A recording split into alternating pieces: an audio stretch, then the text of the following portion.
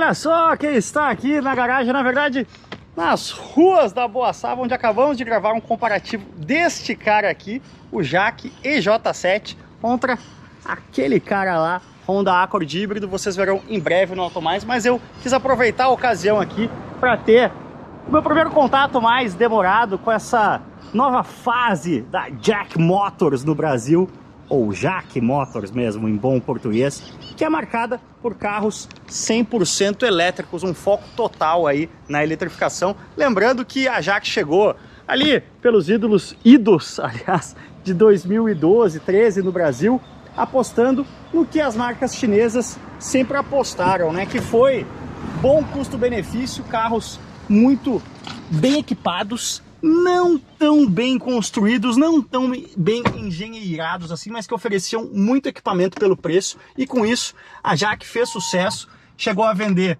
mais de 50 mil unidades por ano no Brasil, um volume bastante interessante. Mas quando o mercado mudou, a questão do inovar alto, a necessidade de ter uma fábrica no Brasil, e o nosso mercado foi pro buraco, a gente teve aí uma retração, né, de 2014 para 2018 de mais de 50% no nosso mercado, e a JAC sofreu muito e realinhou a sua estratégia, o seu posicionamento, focou aí em carros 100% elétricos no Brasil. Ainda, evidentemente, a gente está falando de volumes muito baixos, porque carros 100% elétricos ainda vendem muito pouco no nosso mercado, mas em contrapartida não dá para negar que a JAC evoluiu muito em termos de posicionamento, qualidade e preço também dos seus produtos. Esse JAC EJ7 é seu hoje por mais de 260 mil reais. Isso é caro? Isso é barato? É preciso ter muita... Bom, barato evidentemente não é, né? Mas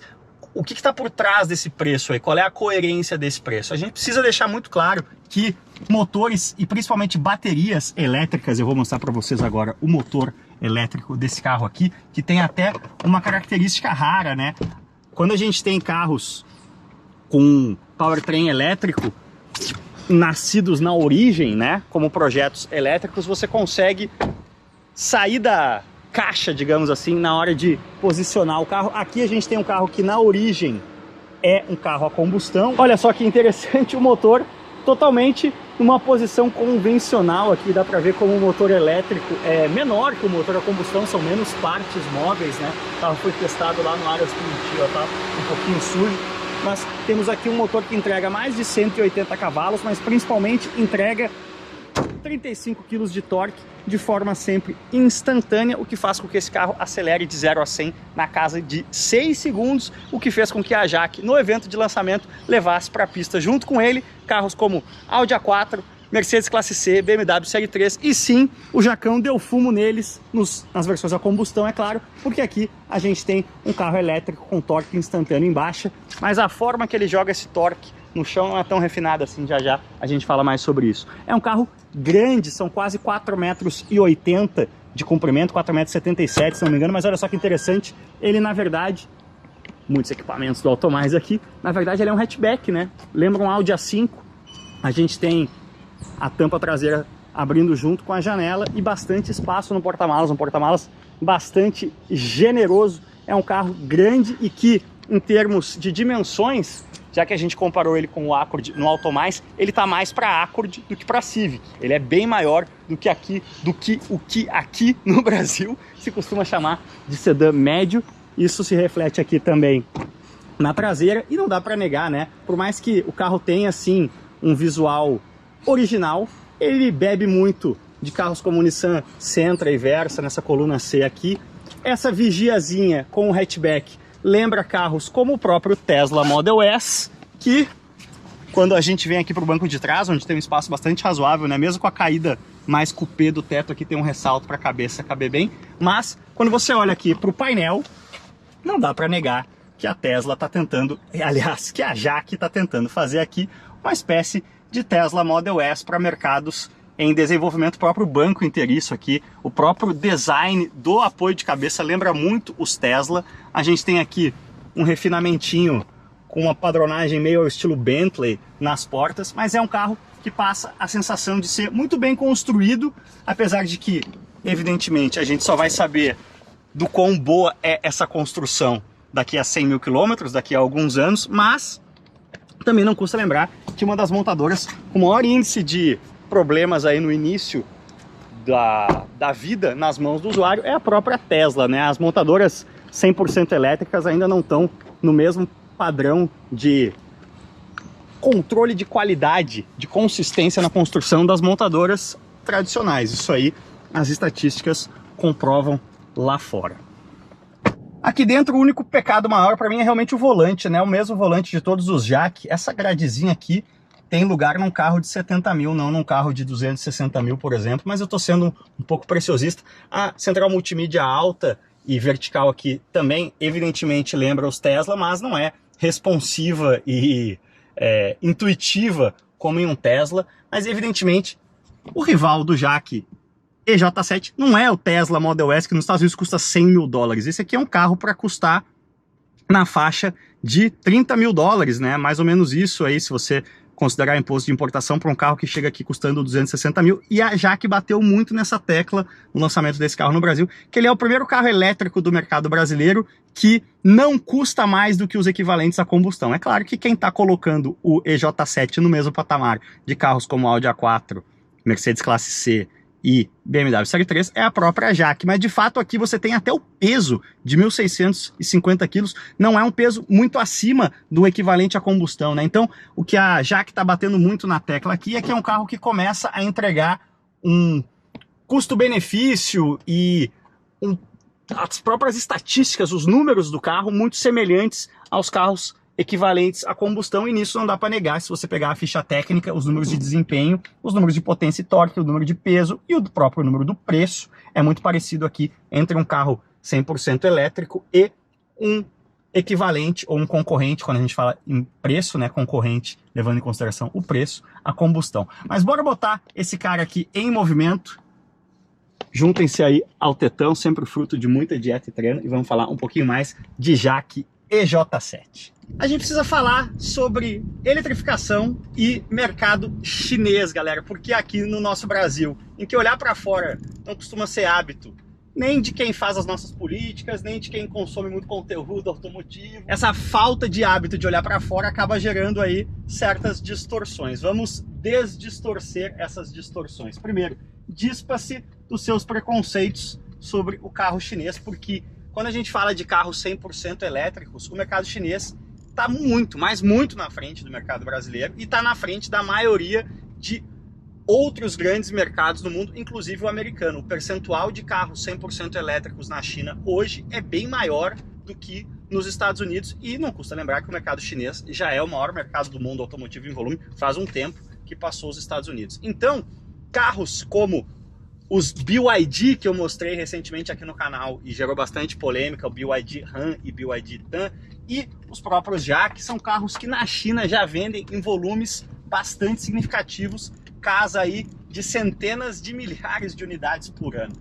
Por que eu estou dizendo isso? O know-how dessas marcas para fazer carro elétrico é sim muito bom, tanto é que a mais nova proprietária, controladora da Jaque Motors é ninguém menos do que a Volkswagen. Sim, a Volkswagen adquiriu o controle da Jaque porque a Jaque tem um expertise que as montadoras premium europeias ainda não têm, que é o de fazer carro elétrico barato para conseguir fazer volume. Porque parece que a eletrificação está muito distante da realidade brasileira, porque sim, o ticket de entrada na maioria dos carros elétricos que são trazidos para o Brasil por marcas premium é sim muito alto. Mas o nosso glorioso, amado motor a combustão já tem uma data marcada com São Pedro. Ele é um cabra marcado para morrer. Então quem quiser vender carro em volume, em mercados em desenvolvimento, onde a renda média é baixa, vai ter que aprender a fazer carro elétrico barato, para poder cobrar barato e vender em quantidade. E isso a Jaque já faz bem há bastante tempo. Uma façanha que o Granciano conseguiu fazer ali. O que, é claro, não significa que o nosso glorioso Jaque EJ7 não tenha seus defeitos. Eles são bastante relevantes ainda, principalmente quando você coloca o Jaque EJ7 na mesma prateleira de carros como Audi A4, Mercedes Classe C. Se ele custa a mesma coisa que esses carros, vai se esperar dele um refinamento semelhante a esses carros. E ele não vai entregar isso, porque na verdade o powertrain elétrico, as baterias, custam muito mais do que os equivalentes a combustão hoje ainda. Então, para você ter um carro elétrico que oferece desempenho semelhante, dimensões semelhantes, etc, etc, de um carro a combustão, que é o que a Jaque ressalta bastante, enfatiza bastante em relação ao EJ7 versus os sedãs médios premium do nosso mercado, você vai ter que abrir mão de outras coisas para essa conta fechar. Afinal, você precisa cobrar mais pelo powertrain, o powertrain é mais caro. Então, o EJ7 ele é sim um carro bastante cru em alguns aspectos. O mais notório aqui é o nosso glorioso torque steer aqui, ó. Uou, eu dou o pé, afinal são 35 kg de torque a 0 RPM. Vocês ouviram aí os pneus lixando, ó, vamos botar de novo.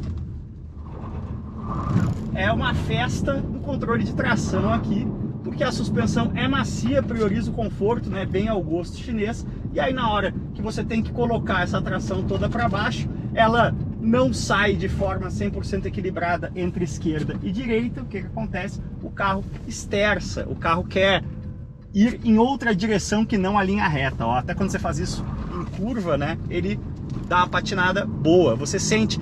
Não é uma coisa assim, um grande pecado. Vou dizer um outro carro que faz muito isso, que historicamente fazia isso, Mini Cooper S. É uma característica de carros de tração dianteira com muita potência.